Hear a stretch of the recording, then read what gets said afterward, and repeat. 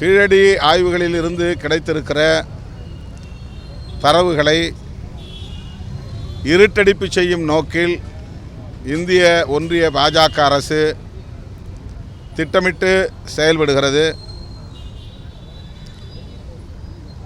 அதனால்தான் அதில் மிக தீவிரமாக முனைப்புடன் பணியாற்றிய அமர்நாத் அவர்களை அங்கிருந்து பணியிட மாற்றம் செய்தார்கள். அவர் தந்த அறிக்கையை வெளியிடுவதற்கு காலத்தாழ்வு செய்து கொண்டிருக்கிறார்கள். இப்போது அதில் என்ன திருத்தம் தேவைப்படுகிறது என்று தெரியவில்லை. அறிக்கையை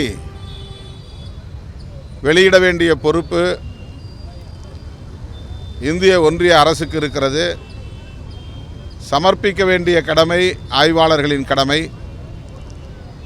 ஆனால் ஏதேனும் காரணம் சொல்லி அதை தள்ளிப்போட முயற்சிப்பதாகத்தான் தெரிகிறது. வரலாற்று உண்மைகளை நெடுங்காலத்திற்கு மறைக்க முடியாது.